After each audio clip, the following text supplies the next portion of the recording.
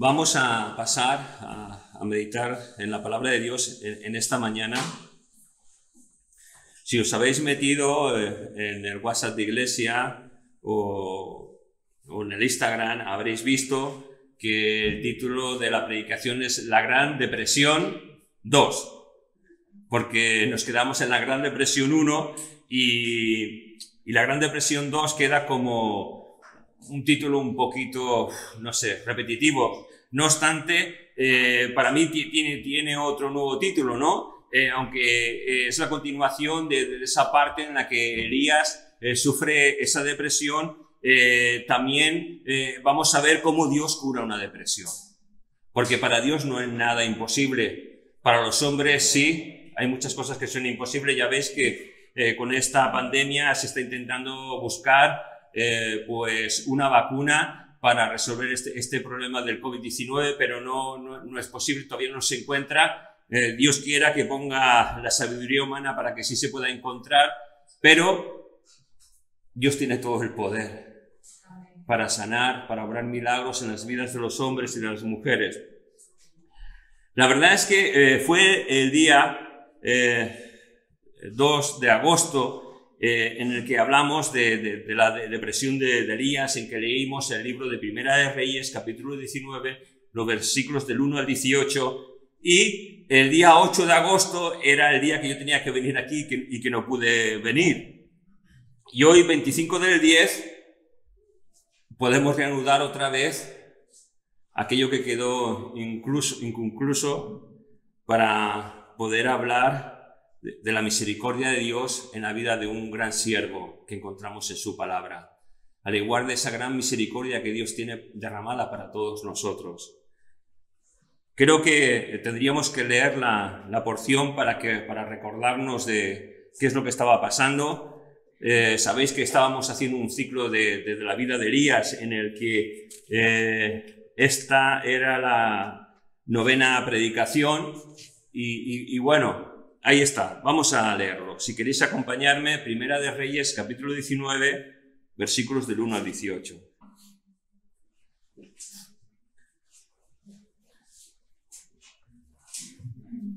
Primera de Reyes 19.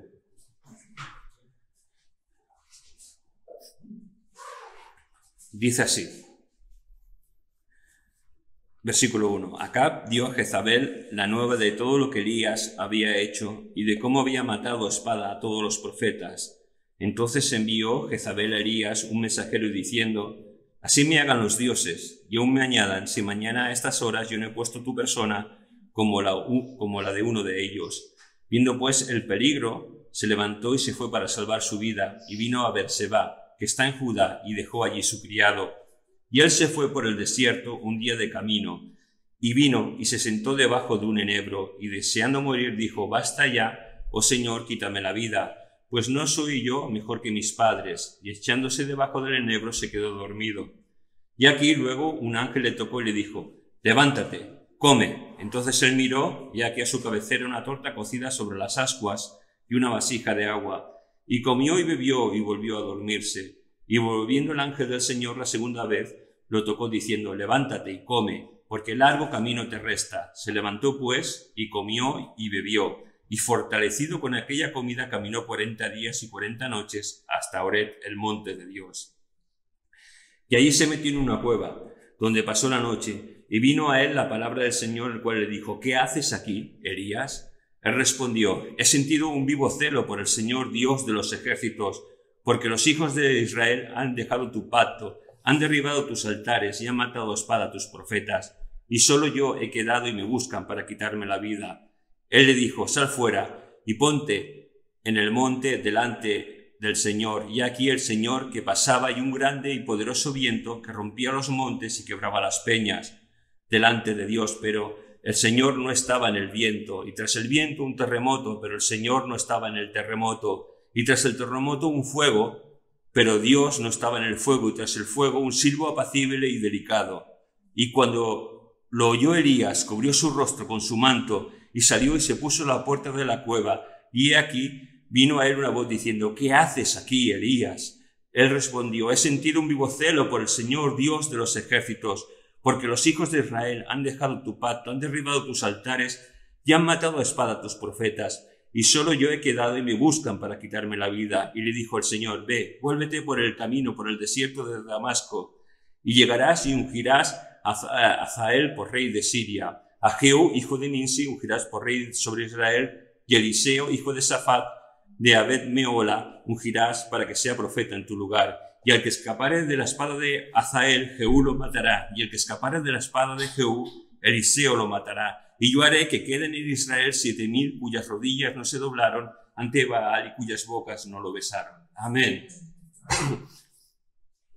La verdad que, fijaos que nosotros de los que... Este último versículo me llama un poco la atención. Simplemente eso es una anécdota que me gustaría contaros. Es que ante los ídolos paganos, ante esas estatuas de Asera, de Baal, de Afrodita, etcétera, etcétera, generalmente, aparte de hacer los sacrificios, muchas veces de bebés, incluso hasta de personas adolescentes, que se hacían delante de esas estatuas, estaba la tradición de besarlos.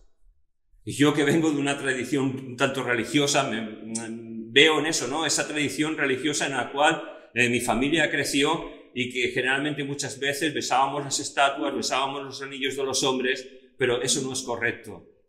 Lo que es correcto es adorar, alabar y enaltecer al único Dios verdadero, no a hombre ninguno, sino a Dios y a su Hijo Jesucristo.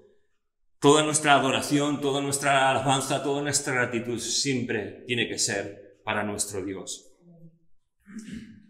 Vamos a orar para pedir la dirección sobre la palabra.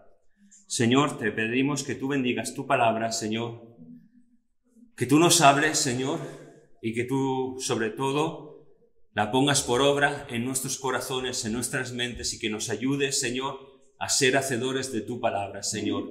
Recibe toda la gloria y toda la honra en tu nombre, Jesús. Amén. Amén. Amén. Y la verdad es que estamos hablando, para mí, de uno de los más grandes profetas que han habido en el Antiguo Testamento.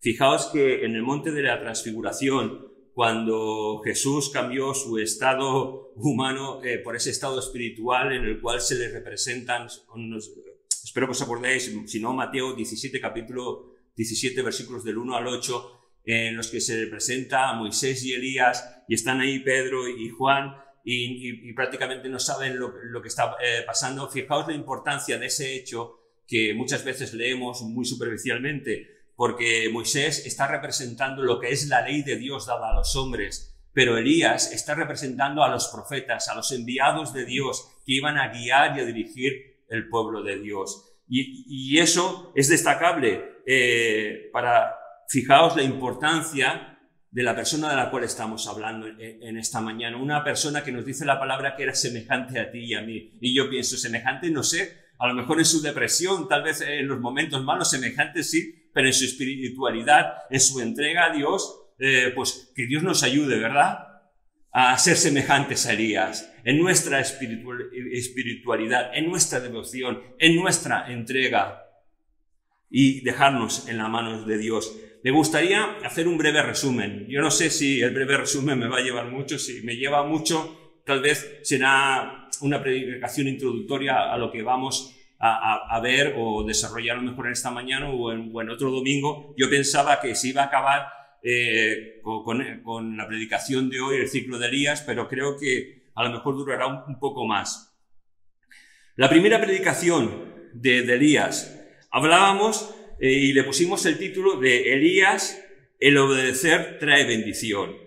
Y veíamos que el obedecer a Dios siempre va a traer bendición a nuestras vidas, aunque muchas veces el obedecer a Dios se enfrenta con nuestros principios humanos. Nosotros tenemos unos principios humanos generados por dónde venimos, nuestro genoma, nuestras manera de vivir, cómo vivimos, dónde hemos estudiado, dónde nos hemos desarrollado, con qué familiares hemos crecido.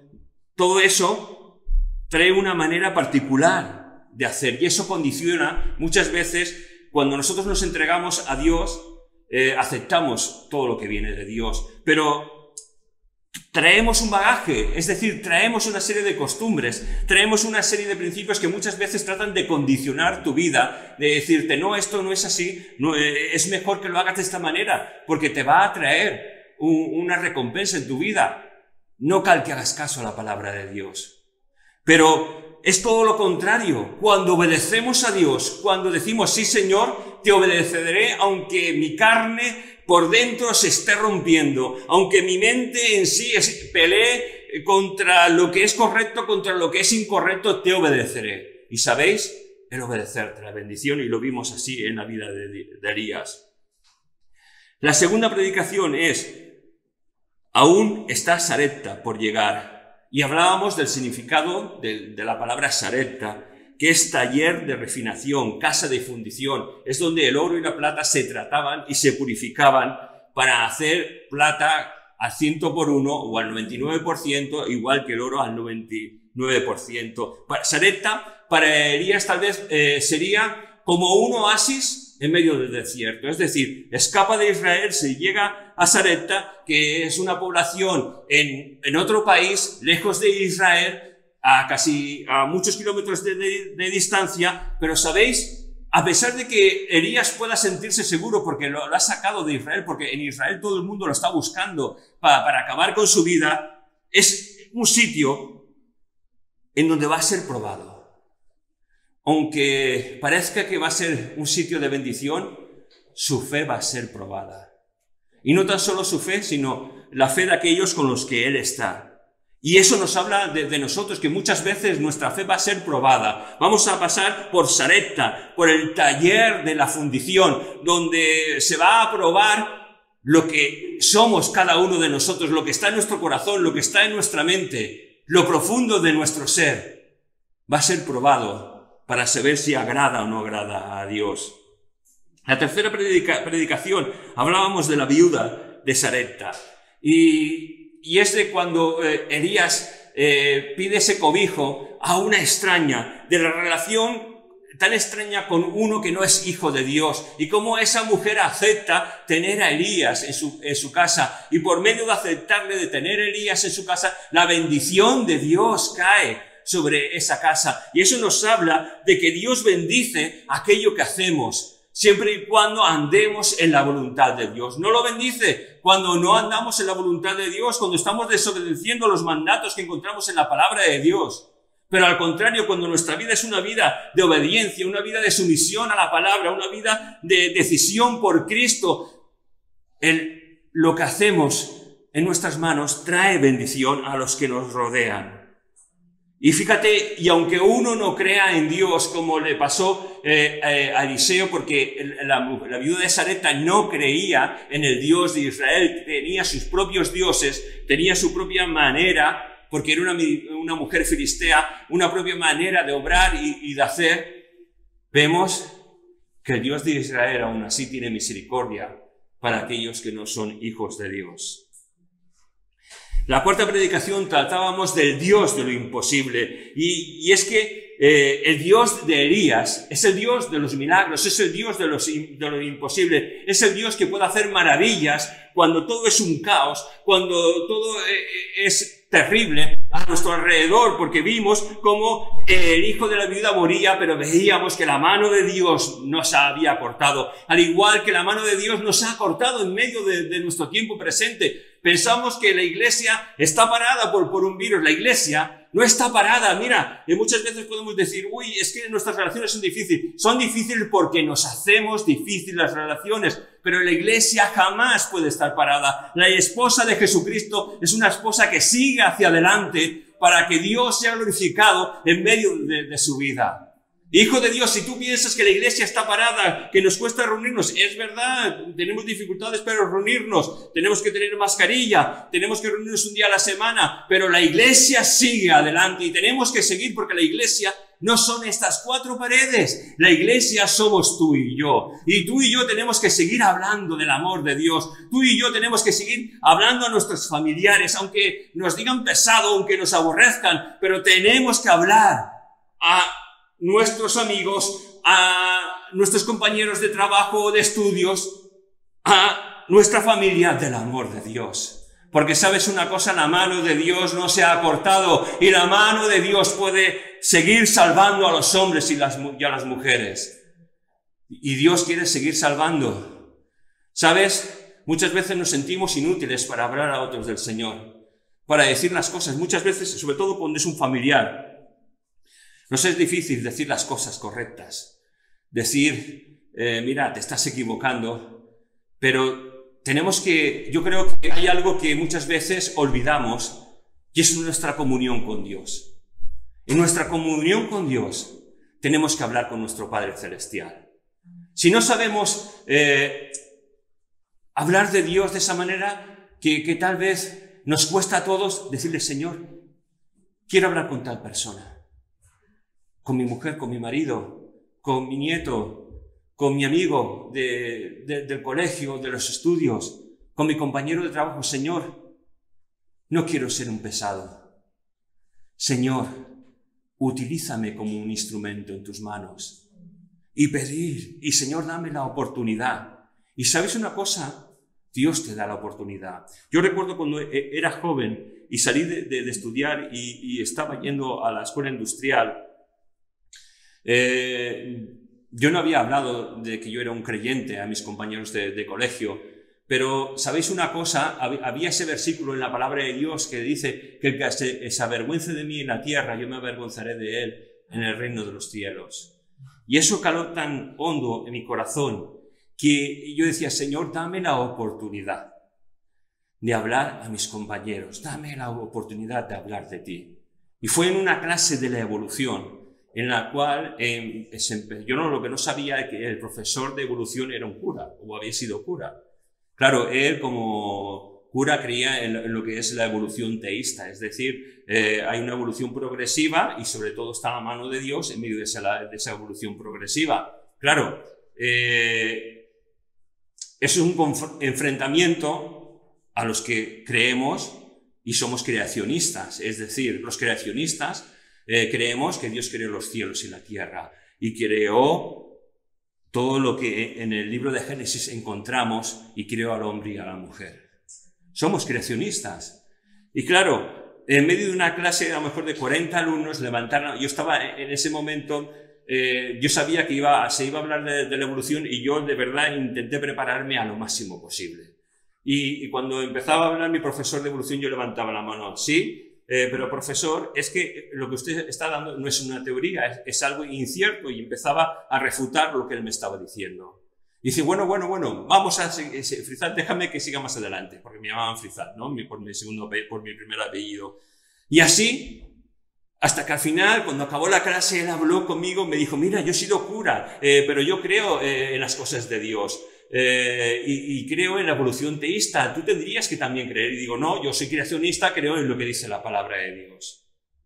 Y Dios me ayudó, porque durante mucho tiempo, Señor, dame la oportunidad. Y a veces nosotros los creyentes somos tan impulsivos, somos como Pedro, y es bueno a veces ser impulsivos, dejarnos llevar por las ganas de hablar de Dios, pero tenemos también que decir, Señor, dame la sabiduría que proviene de ti. Dame el momento justo, oportuno, en que no hable yo, sino que hables tú. Porque, ¿sabes? Son más efectivas las palabras que dice Dios que las que digo yo. Y si nos dejamos utilizar por las manos de Dios y decimos en el momento, tal vez, que nos encontramos con alguien que tal vez en un pasado queríamos mentalmente, Señor, dame la oportunidad. Señor, no me quiero precipitar. Si ahora es tu oportunidad, dame esa oportunidad. Y hagámoslo y dejémonos ser utilizados por el poder de Dios, porque la iglesia sigue adelante, hermanos. Y gracias a Dios por ese Dios de lo imposible, porque Dios sigue salvando. Y como el milagro que hizo en el hijo de la viuda de Sarepta, que Dios siga obrando en nuestras vidas, ¿verdad? Muchas veces podemos estar dormidos, símbolo de muerte espiritual.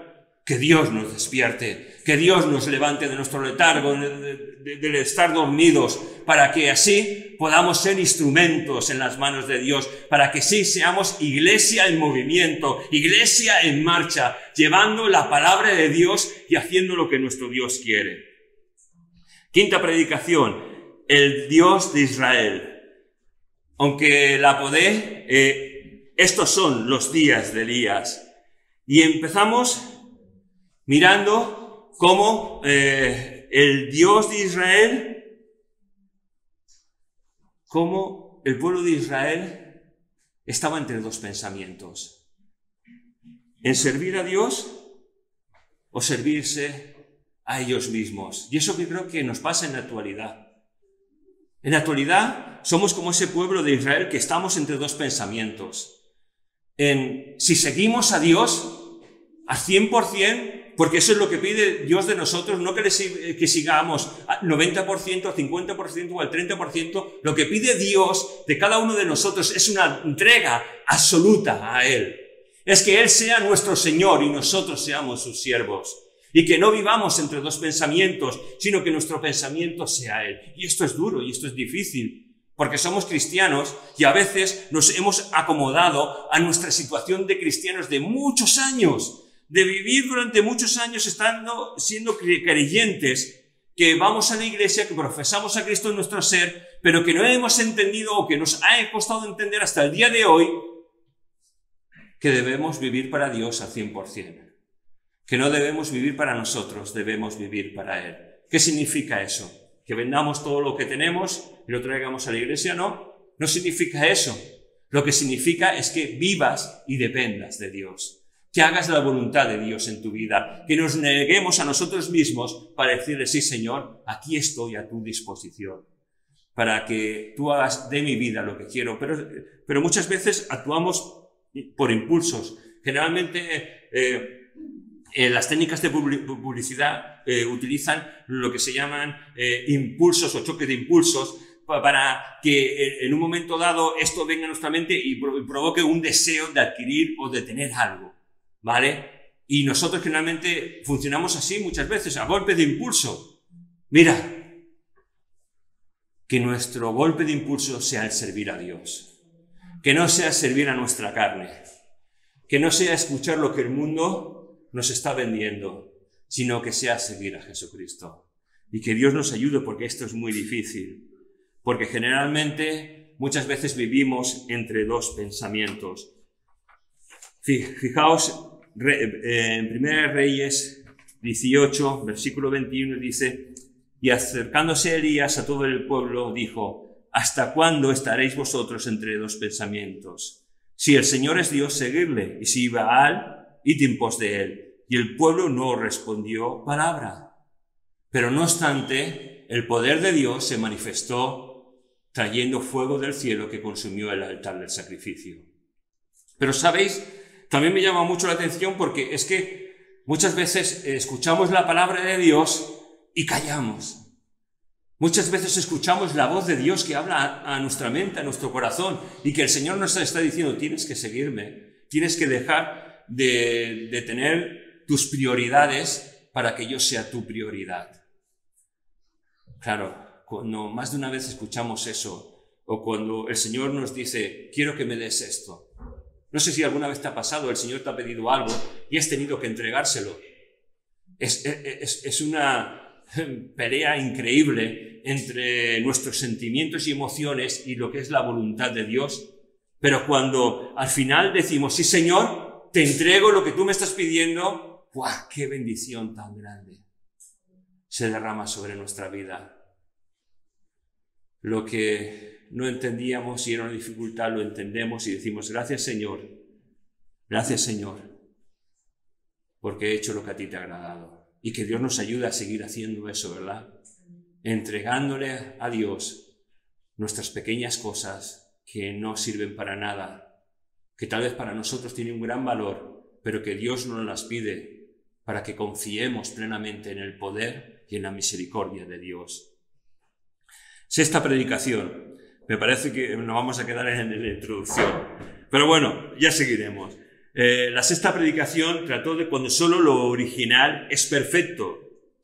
Y fijaos que un solo hombre, confiando plenamente en Dios, hace que una nación empiece a cambiar. Que una nación entera que seguía a Baal, que antes seguía al Dios verdadero, que ahora está entre esos dos pensamientos, cambie para seguir al Dios verdadero. al Dios que todo lo puede. ¿Sabéis? Podemos suplantar muchas veces al verdadero Dios, a ese Dios que se ha revelado en nuestras vidas, a ese Dios que ha hecho morada en nuestro corazón. Podemos suplantarlo, podemos tomar sucedáneos muchas veces, pero no es Dios. No es Dios. Hijo de Dios, solo Dios trae bendición y satisfacción a nuestras vidas. Solo Dios. Y solamente el aceptarlo y el decirle, Señor, haré lo que tú digas. Estoy a tu disposición. Séptima predicación, hablábamos de la lluvia que está por llegar, porque el problema con Israel es que a pesar de su pecado, a pesar de abandonar al único Dios verdadero, Dios castigó al pueblo de Israel con la falta de lluvia. La falta de lluvia produjo que hubieran sequías, produjo muerte en los ganados, produjo una gran crisis en toda la nación de Israel. Una gran crisis que no pudo solucionar los ídolos que adoraba de nuevo Israel. Pero el Dios de Israel, ese sí que puede solucionar las cosas. El genuino y verdadero Dios, el Dios de Abraham, el Dios de Isaac, el Dios de Jacob, es el Dios que se reveló a sus antepasados para que Israel fuera ese pueblo de Dios. Al igual que nosotros, la gracia de Dios se ha revelado y somos también ese pueblo de Dios, ese injerto en el tronco de Israel. Caray, la gracia de Dios vino sobre nosotros los gentiles, ¿verdad? ¿Sabéis? Elías sube al monte Carmelo.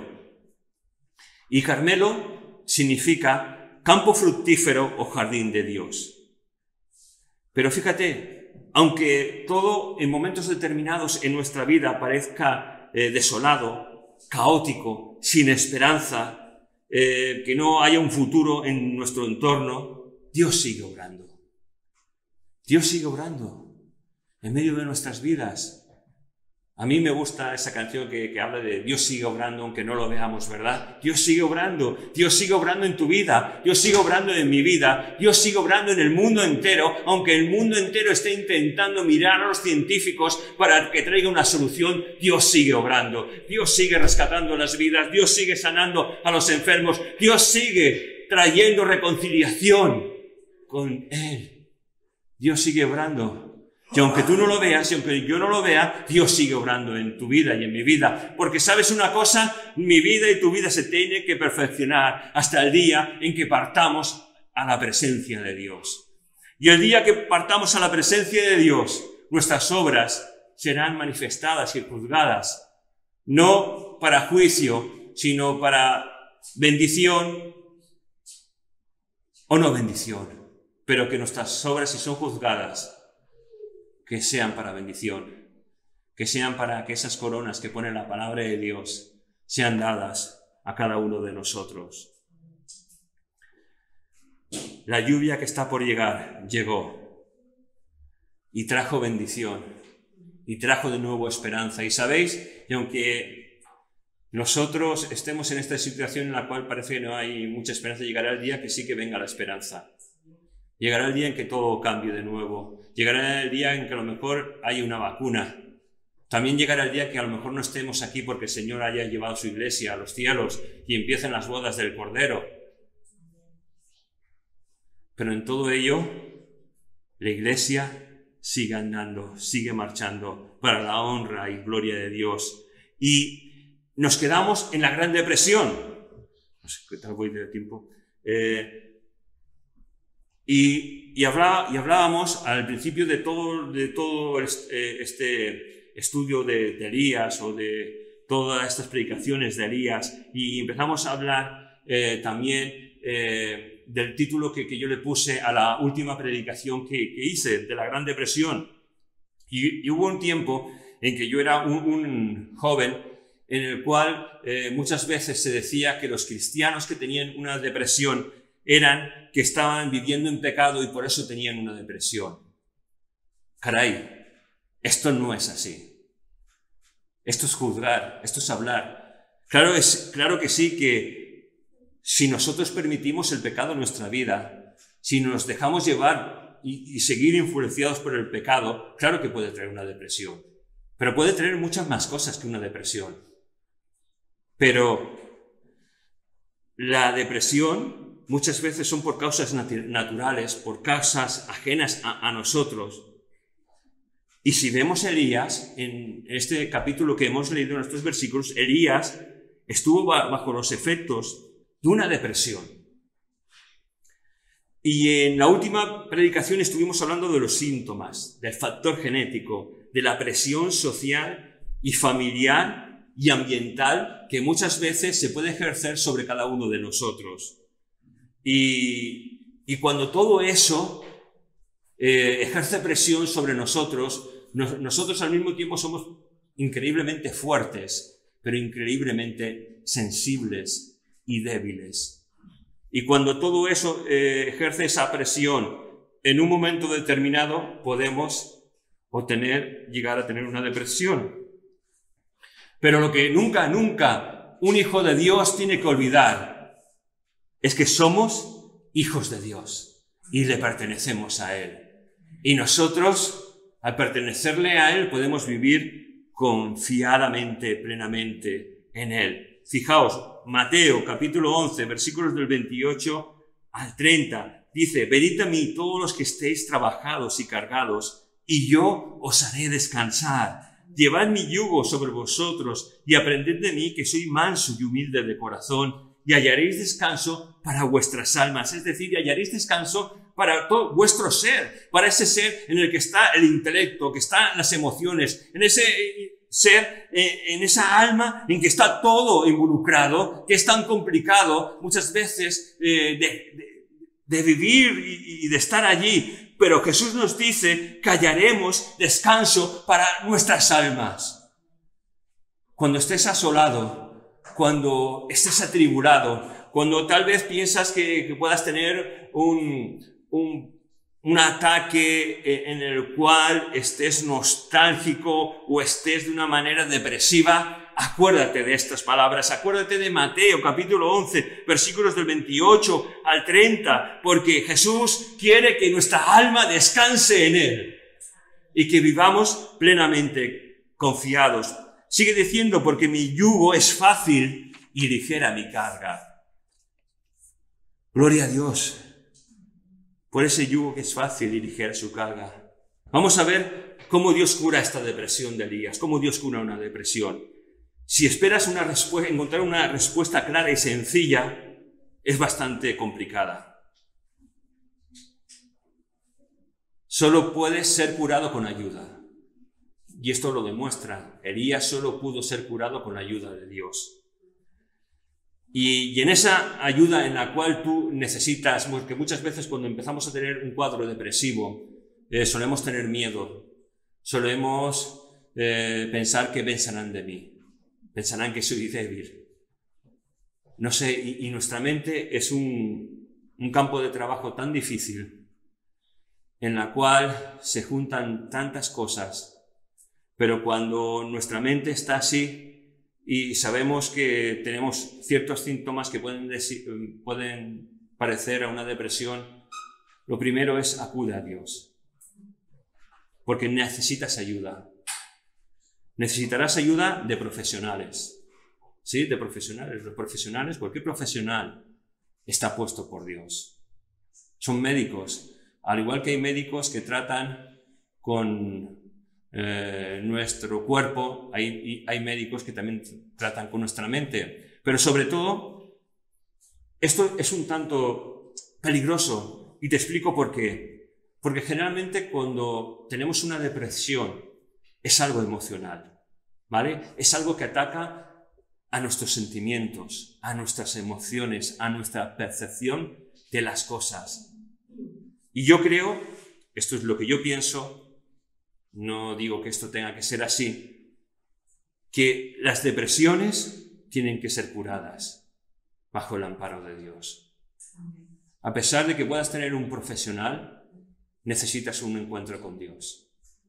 ¿Sabes? Necesitamos acudir a Dios. No podemos desechar a Dios. Muchas veces decimos, sí, voy a ver un psicólogo o un psiquiatra para que me dé un fármaco. Sí, tendrás ese fármaco, te ayudará, sí que te ayudará, estoy seguro, pero los problemas estarán allí. Y nuestros problemas, cuando tenemos una depresión, son siempre emocionales. Y Dios tiene que tratar con nuestras emociones y nuestros sentimientos, sobre todo porque nuestro corazón es engañoso. ¿Sabéis? Yo no desecho la psicología para nada, pero dentro de las cosas de Dios, a mí, sinceramente, la psicología no me sirve. Lo que me sirve es el poder y la unción de Dios, la mano de Dios. No suplantemos la psicología por el poder de Dios. No podemos hacerlo, porque el poder de Dios es aquel que se manifiesta en nuestras vidas. Es aquel que se manifiesta mediante las oraciones, mediante la intercesión, mediante el pedir perdón por nuestros pecados, por aquellas cosas que hemos hecho mal. Porque muchas veces hacemos cosas y están ocultas dentro de nuestro ser, que tienen que ser sanadas, que tienen que ser limpiadas, y solo esto lo puede hacer el Espíritu Santo, el poder de Dios en nuestras vidas. Entonces, esos problemas de alma, esos problemas emocionales que afectan a todo nuestro ser, tienen que ser tratados y tienen que ser curados. Recordamos que es una depresión, decíamos que es un trastorno del ánimo que perturba todo nuestro ser y produce amargura e infidelidad. Y esto puede ser o pasajero, que durante un tiempo estemos así, o persistente. Y si es persistente, la mano de Dios tiene que ponerse sobre nuestras vidas y tenemos que acudir. Y en esos momentos que muchas veces, incluso sin estar depresivos, sinceramente, hay momentos en los que pasamos en que no tenemos ganas de leer la palabra de Dios, en que no tenemos ganas de orar. Tranquilo, nos pasa a todos. Pero ¿sabes una cosa? Tenemos que esforzarnos en ello. Tenemos que esforzarnos en leer la palabra de Dios. Tenemos que esforzarnos en tener comunión con Dios. Porque, sí, mi vida aparentemente como cristiano y como no cristiano puede ser aparentemente feliz. Todo nos va bien. Pero, ¿sabéis? Puede ser que llegue el punto en que algo se quiebre. Por la presión social. Dios sabe por qué cosa. Y cuando eso se quiebra, empezamos a tener una depresión. Pero necesitamos estar firmes en el Señor. Y la manera en que se está firme en el Señor es leyendo su palabra y teniendo comunión con Él. Y si tenemos esa comunión con Él y la palabra, a pesar de no leerla por leer, porque la palabra de Dios tiene que ser viva. Y la palabra es viva cuando esa palabra produce efecto, emoción, sentimiento en nosotros. Cuando tú estás leyendo la palabra de Dios y la palabra de Dios te da una estocada y te parte por dentro y dices, Señor, ¿qué es esto que estoy leyendo? Y el Espíritu Santo habla a tus sentimientos, habla a tu corazón, habla a tus emociones.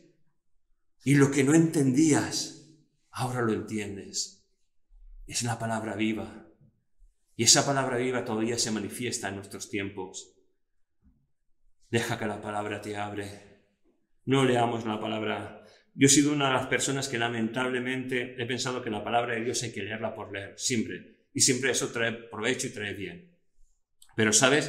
Prefiero leer un capítulo o dos en el que Dios me hable o en el que diga, caray, qué cosa tan curiosa o qué cosa tan pesada, porque puede ser que estemos en Números o Deuteronomio y leamos algo de las cosas que muchas veces nos cuesta entender y digamos, qué pesado es esto, ¿no? Pero lo hemos leído y quién sabe si Dios nos va a hablar, pero que leamos con ganas de que Dios nos hable y tengamos esa comunión, aunque nos cueste. Porque, ¿sabéis? A veces nos cuesta. Yo creo que los que dedican su devocional por la mañana a primera hora son personas dichosas. Es decir, son personas en las cuales lo primero es Dios. Y ojalá sea así en nuestras vidas, que nuestro devocional sea lo primero que hagamos siempre. Yo me acostumbro a hacerlo por la noche y ahora lo hago por la tarde o por la noche. Pero que ojalá yo pueda cambiar y que todos podamos cambiar si lo hacemos cuando lo hacemos, para que lo primero sea nuestra entrega con Dios a primera hora, en la cual Él reciba la gloria y la honra. Y hermanos, nos vamos a quedar aquí. Seguiremos, porque es que hemos visto solo lo que es el principio, la introducción al tema de hoy, y me sabe muy mal, pero seguiremos de aquí a 2 semanas viendo la vida de Elías. Que el Señor nos bendiga y que el Señor nos siga hablando.